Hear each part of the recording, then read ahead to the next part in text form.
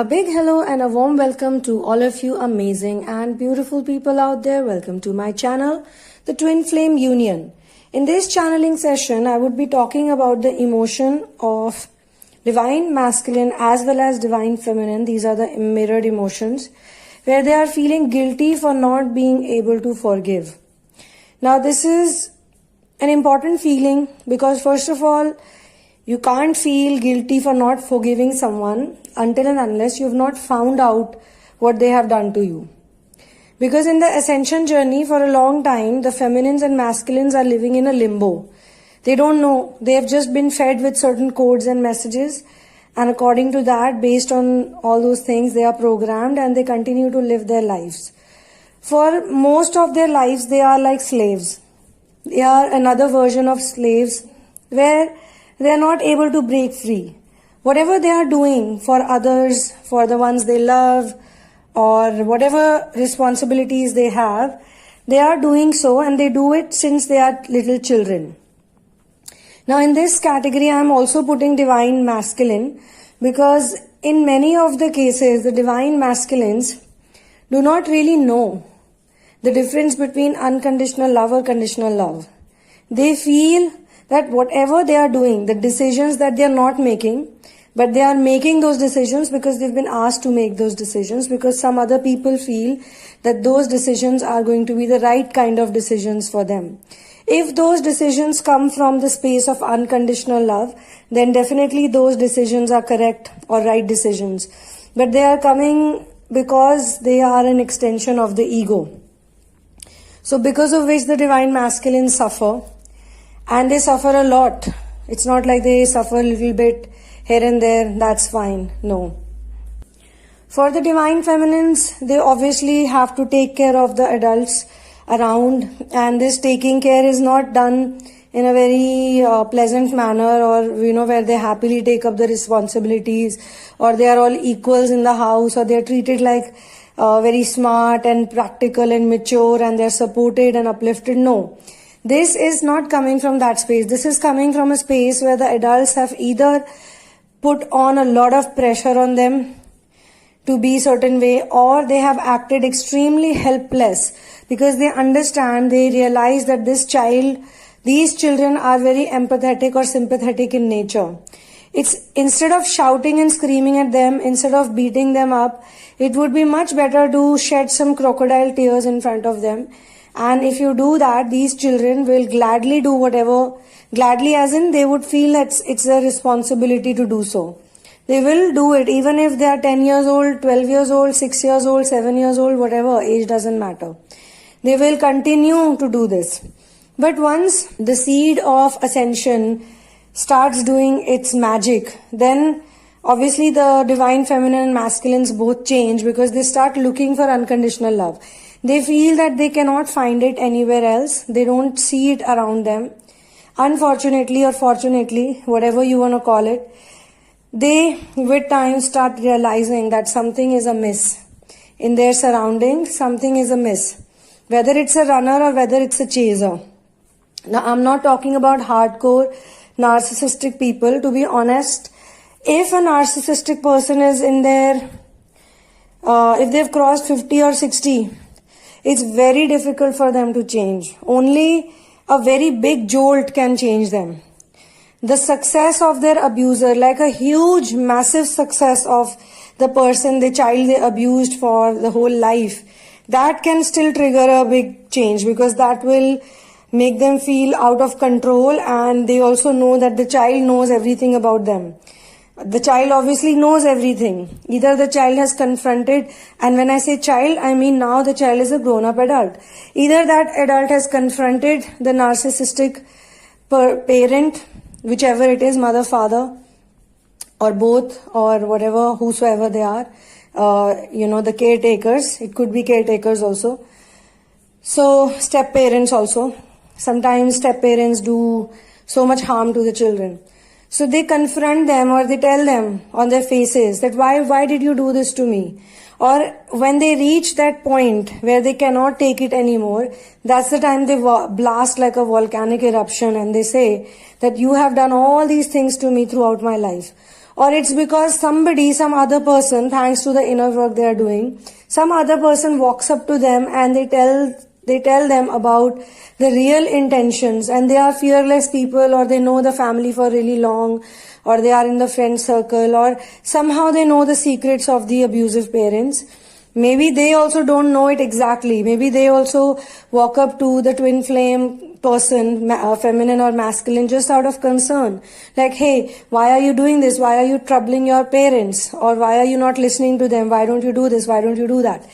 And when this person, masculine or feminine once again, tells them the real reason, that the real reason for me doing this is this, they go like, okay, we did not even know this was the real reason. We thought something else was real reason. Something else was told to us. So this is where the conversation takes place. This is one situation. There can be many such situations. Maybe they just find out through some elder, some really old elder who had been quietly watching everything all their lives. Or, they found some old letter, they found some documents while cleaning up the house. They found some old pictures. Some or the other big secret, big massive secret was kept away from them. Or they just find out that the narcissistic parent had been scapegoating them for many years. Like, how do they scapegoat? They basically use the image of the child or the adult, whosoever the abused person is, as a bad image, as a negative image, and they get sympathy votes from other people. Like, they act like a victim using this child, like this child doesn't do anything, or throughout my life, this child has been taking money from me, or taking goods from me, taking this from me, that from me, still they misbehave with me. And the reality is that the child has been giving money to the parent throughout their life. Whatever they earned, whatever they did, it was for that parent. Or another example is that maybe the parents got separated, and whosoever the child was, the caretaker parent, that parent made a very negative image of the other parent. Like a very false image, very bad image, fake image, not the real image. Okay? And the whole life the child hated that particular parent, never wanted to connect with them, never wanted to see them. And suddenly they find out that they have been sending letters to them every year. And there are a bunch of old letters, hidden somewhere. Or maybe now they are dead. They have moved on, but they find some pictures or some images or some letters or something. And this sort of hurts them a lot. And these are just situations and examples that I'm giving to you. But when they confront their narcissistic abuser, they really don't have any specific reason, because they're so selfish. They can't really say on the face, I did this because I wanted you to earn money for me and take care of me for the rest 25 years. They won't say that, right? Because narcissistic people never take responsibility, so they cannot inspire anyone. They cannot inspire anyone. For private sessions like personal readings, guidance on dream interpretation, counseling and therapies, please go through the description box first, and once you are sure, then write to me at thesunamoon@gmail.com. When it comes to twin flame intuitive readings, I prefer not knowing anything about you, about your journey, about your twin flame journey before the reading, so that we can get the best and most accurate answers. You only get the best answers when you don't know anything. So we will discuss your journey during the reading. Now, in case of therapies, you have to share with me the different facets of your life so that we can heal the wounded inner child, which then leads to a 5D union. You can also get my book In the Name of Love, which has 5 channeled twin flame stories based on the journey of finding your ultimate soulmate. Connect with me on Instagram for fun updates, and you can also subscribe to the Sunamoon vlogs to get interesting content that supports Ascension lifestyle. Ascension is a lifestyle. Now, if you look at the life of Sita, goddess Sita, the twin flame guru Sita, she was a queen, okay? She was Ram's wife, she was a queen. And even before she got married to Ram, she was a princess. Her father was Janak, he was a king. So she came from a very opulent family. Even if she got separated from her husband, she could have easily gone to her father's kingdom. She could have lived over there, given birth to her children over there, and, they would have had a fancy life. But she did not do that. She was the exact, like, proper divine feminine. How a real divine feminine should be. Her character is so amazing. Instead of doing all of that, she chooses to go by an anonymous name, some other name. She lives at the ashram of Valmiki. Valmiki is the same saint, same person, same rishi who has written Ramayana. So she goes and she lives with him under his care, under her master. He becomes her master, guru. And she gives birth to the boys, two of the boys in the ashram in the forest, which is located in the forest. She lives in nature. She realizes in her mind, when she's, contemplating everything, or she realizes all the situation that she's in, she feels that my mission now is to give the best education to my boys. And the best education cannot be given in the palace. It cannot be given when everything is there. It has to be given, or it can be received in the middle of nature. In the middle of the forest, perfect place is the ashram. So, in comparison to a narcissistic, abusive parent, Sita as a goddess, she is just a miraculous woman. No selfishness. She teaches, she inspires both her boys to live in sync with nature. She inspires them to not be materialistic. She inspires them to be independent. Like, if the mother can be independent, the mother, no matter what happened with the mother, she got separated from the father, she got separated from the whole world, or whatever happened, but she never showed this to her boys. She never acted like a helpless mother, a helpless woman. She was, on the contrary, very strong, very resilient, very courageous. She would do all her jobs by herself, be it getting wood from the forest. They needed wood because they used to use it for cooking. Whether it is getting vegetables, growing their own food, whether it is making their own houses, the mud houses that they used to live in, whether it is education. Both the boys received education in the same ashram by the same Guru Valmiki.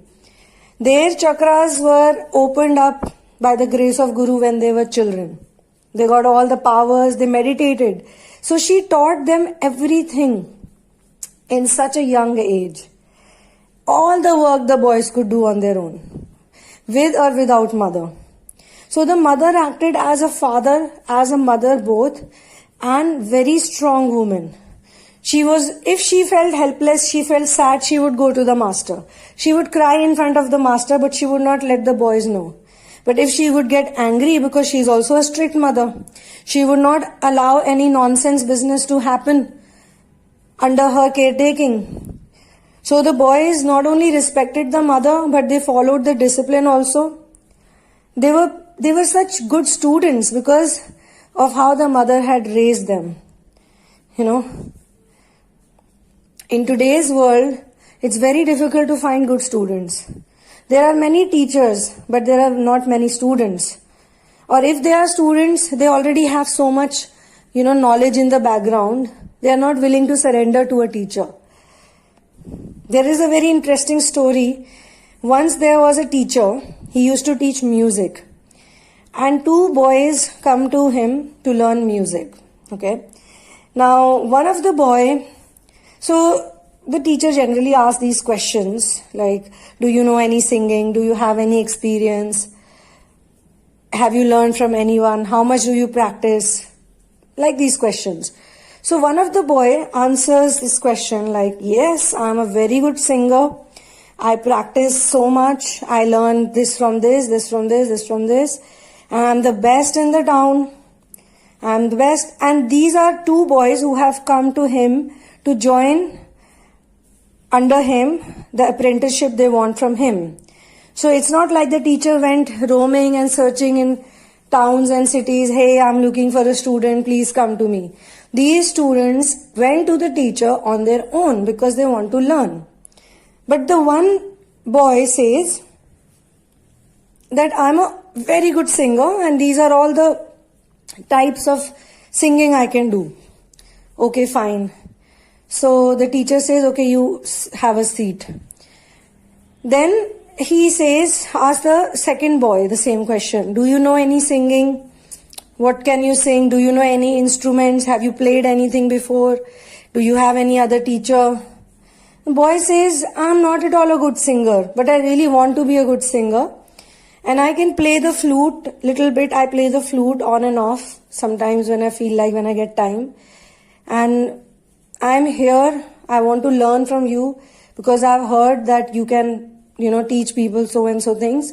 And also I have heard that you are doing this type of work. So I have come to you and I want to learn from you. I liked your work. This is a brief background that he gives about the teacher. That this is the reason I want to learn from you, because something within me, a soul calling or something, made me come to you and learn from you. Teacher says, okay, sit down, both of you.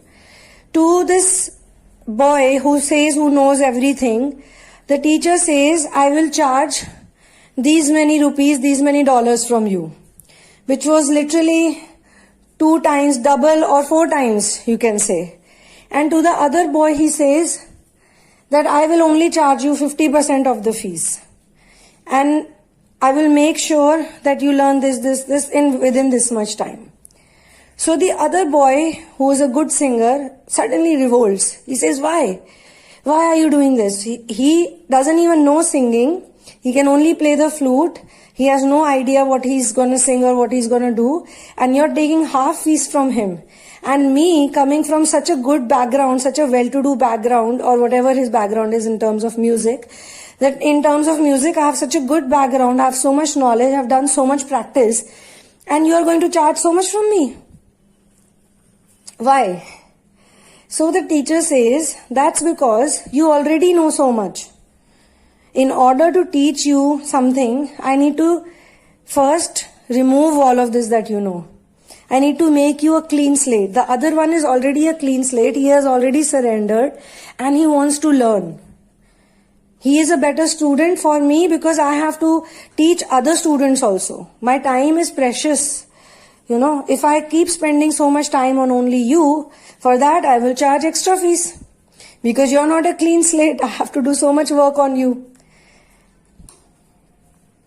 So this is an example of how students should be in this path of ascension also.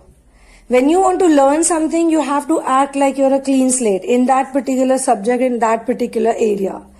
The divine feminines and the divine masculines are literally becoming cleaner slates. You know why? Because they had so much in the background. And with the knowledge that comes from the inner work, they are able to remove it. But right now, in this channeling, they are facing a problem because they have a lot of guilt, and this guilt is coming because they can't forgive those people. They feel so many years of my life, 20 years, 25 years, 30 years, 35 years, 40 years, 45 years, 50 years, look at me. I am roaming on planet Earth without any understanding of unconditional love. I have no joy. I am tired. And I have been fooled for such a long time. I was scapegoated. I was used as a scapegoat for another person's image building, image polishing. I was the black sheep of the family. I was the one who had this bad reputation. When I was literally working hard day and night for other people's happiness, for other people's comfort. Just when I started changing, and I started changing for the better. I wanted to become a better, more purer, more real human being.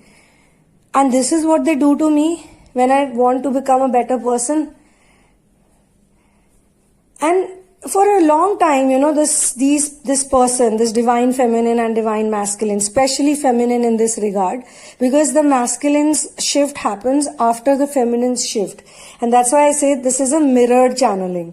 So whatever is happening to the feminine will definitely happen to the masculine in due course of time, or in divine timing, as per divine timing.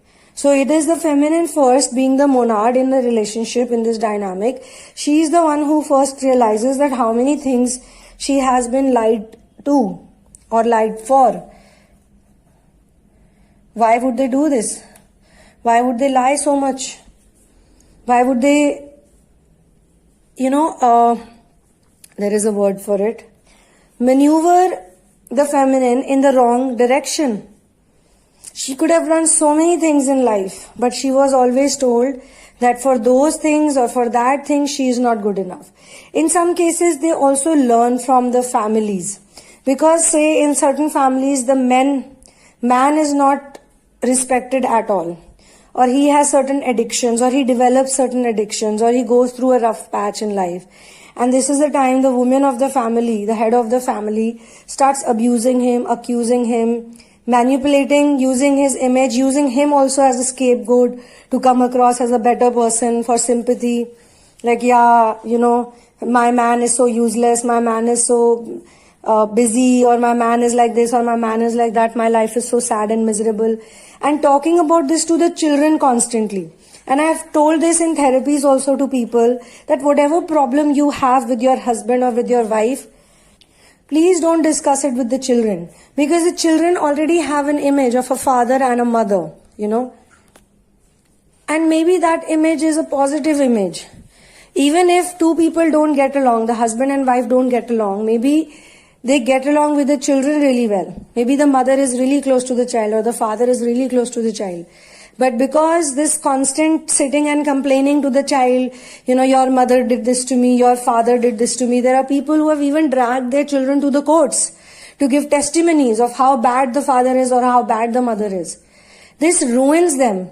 This is not going to ruin only their childhood, but it is going to ruin their whole life. And this is exactly what happens to the feminines and the masculines, because they really don't have the concept of the right divine masculine and the right divine feminine. They cannot differentiate. Sometimes they've met good men who loved them, like I'm talking about the feminines here, men who loved them, who took care of them, who could have been wonderful partners, the best partners, most supportive partners. But they lied to them, or they ignored them, or they did not talk to them, or they did not understand them. They did not see that this person could be a good person. This guy could be a good guy for me. He could be a suitable partner for me. They instead chose someone which was a bad guy, which was not a good guy at all. Maybe the boyfriend they chose, the toxic masculine they chose, this, the other guy could see it, that she is choosing such a horrible person in place of me. Why is she doing this? Am I not good enough for her? There's everything. This is a good-looking guy, a well-spoken guy, a well-mannered guy, always present for her, always there for her, caring for her, protective, whatever. But she cannot see it because in her childhood, the image of the masculine was so tainted, so disfigured, she could not understand what is a toxic masculine and what is a divine masculine. Who is a divine masculine? The qualities of divine masculine. Same thing happens with the divine masculine. His imagination, his image, his understanding of the feminine is so tainted, so distorted, because he's been raised by some narcissistic enabler who has in turn made him also a narcissistic person. Narcissistic people have no scope for improvement and no place for understanding anything. And that's why if this disease is tackled in early life, it's much better. I don't agree with this age confusion. But in the three-dimensional world is very important, because the three-dimensional world totally functions on the concept of time and age which they have built up or which they have created. And most narcissistic people and most people who are in the 3D world, they are more connected to these fake ideas, false ideas of time. But people who live in 5D world, they are not connected with these false ideas at all. They can start a business at any age. They can run it successfully. They can get married again. They can find love again. They have no inhibitions. They have no limitations. But this time when they do it, they are going to use their brain, their heart and soul, their mind, everything.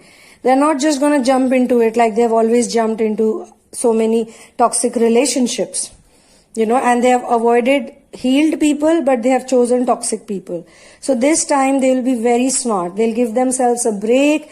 They'll give themselves time, enough time to heal, to nourish themselves, to nurture themselves. However, the conclusion of this channeling is that with time, very soon, both the masculine and feminine will realize that there is no point not forgiving and letting go these people, because these people are supposed to go. Another fear in them, is the withdrawal symptom. everyone has withdrawal symptoms. Even when you quit some drugs, or you are addicted to eating certain foods, having certain type of tea, and someday the doctor tells you it's not good for you, it can kill you, you like, okay, fine, I have to let it go now. So even though you know it's not good for you, there is a phase when you feel bad about it. It can happen any time that you can grow out of it. It can happen literally in seconds also, and it might take few days or few weeks also. But in this case, it should happen sooner.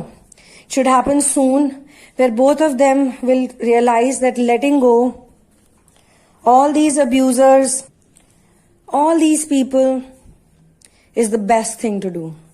And I should not feel guilty. They should feel guilty. They are the ones who did wrong to me. Why should I feel guilty? They're the ones who were controlling my life for such a long time, lying to me, pathological liars, fooling me. On the contrary, instead of saying sorry, they are the ones who were bossing around on me. If I demanded an apology, they would say, why are you even asking for an apology? So how did they even garner this type of confidence? Like, there is a certain type of confidence one needs in order to fulfill such missions, and this is not a human mission. This is a very inhuman mission. Destroying somebody's life only for your own selfish gains and selfish purposes for such a long time is not a human thing to do. So when these people find out the truth, the real truth, which they always find out when they do inner work opens up all the chakras eventually. That's the idea. Inner work helps you to find out who you are, connect you with the source of truth, and then these things are easily revealed. So on this note, I would be closing this channeling session. Thank you so much for being here with me. One love and peace out.